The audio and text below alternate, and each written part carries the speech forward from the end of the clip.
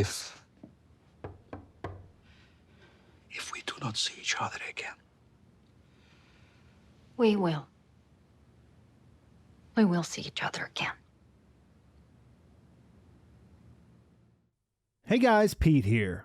Today I'll be talking about For All Mankind Season 3, Episode 7. The one that will be remembered as PJ's first and probably last episode. Danny is not doing himself any favors, and neither is Larry. Things are starting to feel like they're moving towards the end, and the title, Bring It Down, could refer to a few different things that happened or are in the process of happening. I'll get into all of that right after I warn you about spoilers. If you haven't watched episode 7 yet, then this video won't be for you. And with that out of the way, let's get into it.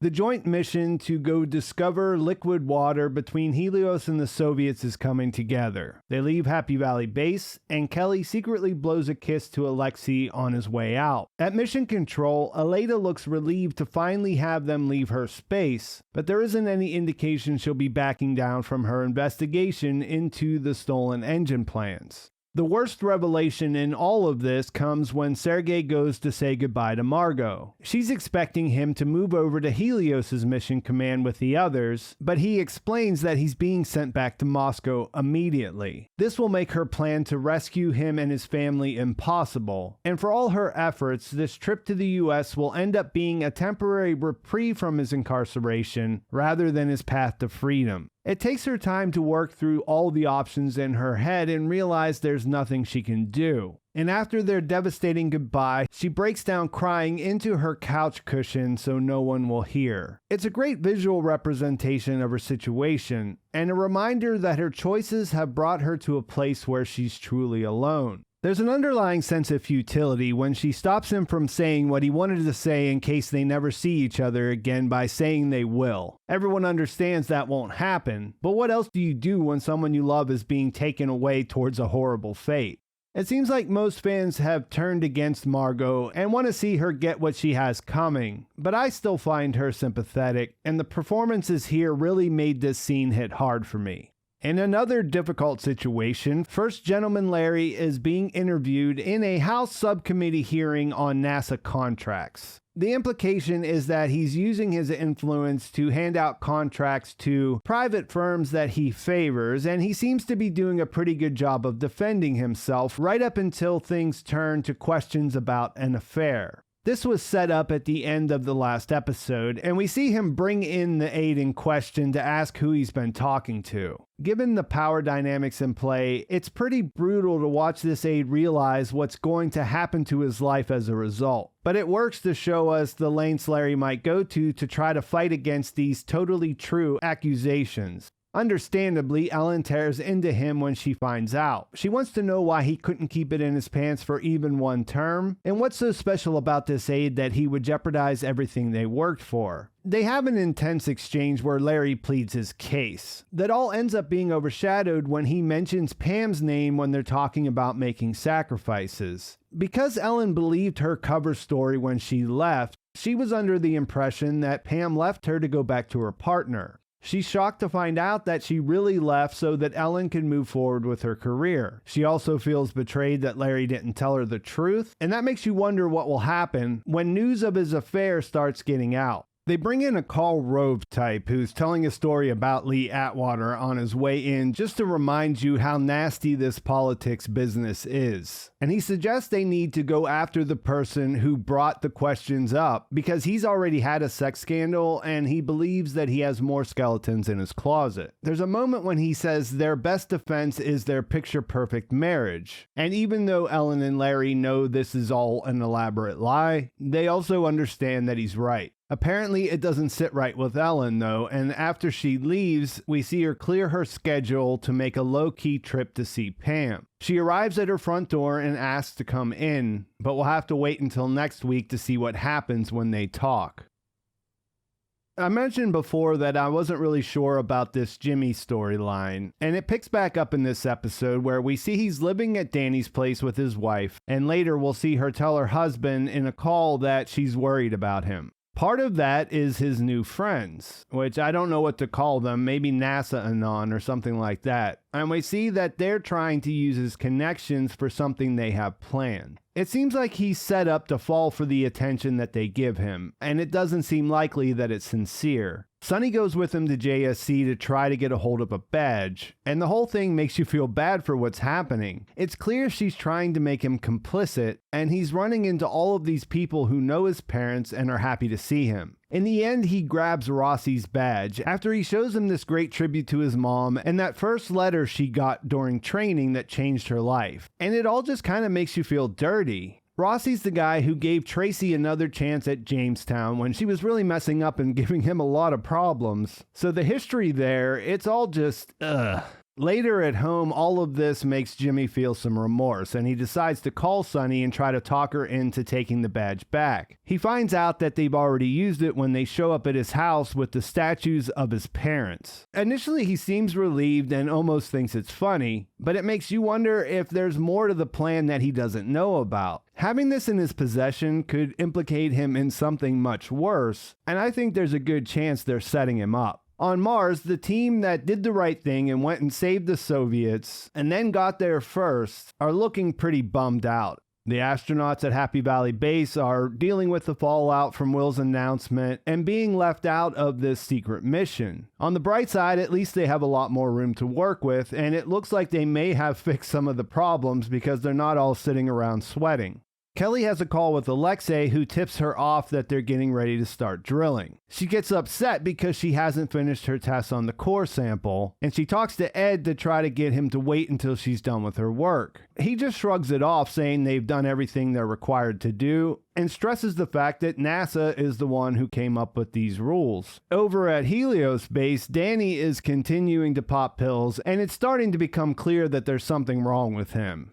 Ed has to call his name several times in front of the group during a meeting while he is just sort of staring at lights blinking on the wall. When he walks into him spacing out after a call with his wife, he gives a look to show that he knows there's something going on, but he doesn't do anything about it. A little later, just to really drive the point home, Danny flips out and stomps a robotic toy dog to death in front of everyone. And while this was a little bit goofy, it's a great choice to show how unhinged he is. Of course, this thing is annoying him, but come on, it looks like an adorable puppy. This earns him a talking to from Ed, where he takes him off the flight to the drilling site. He also calls him out for taking drugs, but still doesn't go any further. He just assigns him to help out Nick on communications, and then Danny acts up and looks like he wants to hit him, and instead of confining him to quarters or sending him back to Polaris, Ed just punks him out and leaves it at that. Back on Earth, Aleida meets with her husband, and we learn that they're separated. The implication is that over the last couple of years that we skipped ahead, those problems we heard them discussing about her always being at work and everything else with her father finally caught up to them. As part of her investigation, she asked him to help her look at the list of people who had access to the plans that the Soviets got their hands on. After we get the impression that Aleida is hoping that they might be able to get back together and that her father's situation is getting worse, her husband brings up that it might not be someone that works for her, implying that it could be someone above her that is compromised. Later, she goes into Margot's office, and it seems like she's going to accuse her, but instead she thinks it's her assistant Emma. Margot laughs this off because it's actually pretty funny, but the reality is that Aleida went there because she hasn't been able to believe that Margot could be the one who's working with the Soviets. And as someone who hasn't completely turned my back on Margot, this is truly horrifying.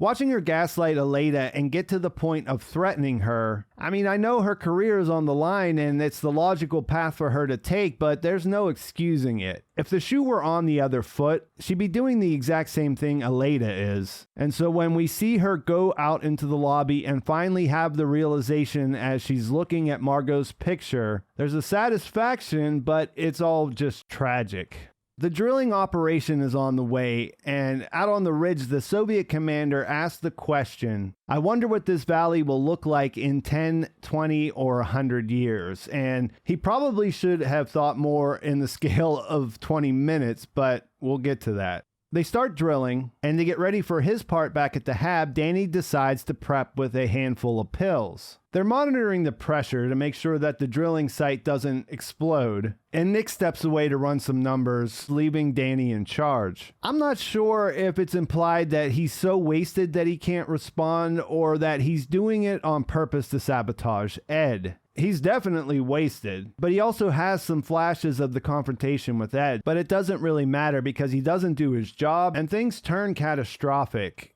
It's chaotic, and I'm not sure what the damage will be when the dust settles, but Ed and Isabel are injured from the drill in the beginning. They bring them back in the MSAM, and then all hell breaks loose when the ridge starts to come down. Danny is able to get Ed to safety, and it looked like the Soviet commander who went ahead to prepare the med bay made it into the other hab. Beyond that, Alexei, Louisa, Nick, and Isabel seem to get caught in the dust, if not the rock slide that's rolling over the base. At the very least, the MSAM will probably be lost, and it's possible that Kelly's boyfriend and the only person who knew what Danny did to cause the accident will be somewhere on the scale of injured to dead, and the episode ends there.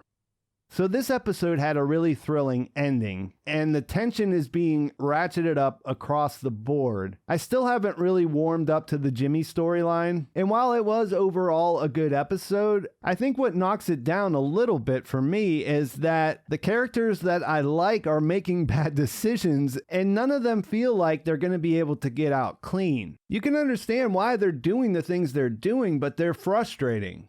Ed letting Danny slide so much. How can you defend his decision to put the crew member he knows is high anywhere near the drilling operation? He's got such a blind spot, and lives may be lost as a result. I guess this is why Margot didn't want a test pilot to be the commander of the Mars mission, but I'm hoping to see Ed turn things around because trying to treat Danny like Gordo is not the right way to go. I guess things are moving along in that story, and that's a good thing. But if Nick dies, then no one would know that he's responsible, and where do we go from there? I know Margot's been focused on getting Sergei and his family out, but for as smart and in control as she is, I hope she has a better plan than throwing Aleida under the bus to save her own skin. It's possible there's no coming back for her, and this downfall will serve Aleida's story since she's the one that would probably be in charge next season. But geez, there's a lot hanging over these two right now, and you would kind of hate to see Margot go out like that. There were a couple of character scenes that stood out. Margot putting up her guard emotionally as Sergei was saying goodbye. Ren Schmidt really nailed that scene.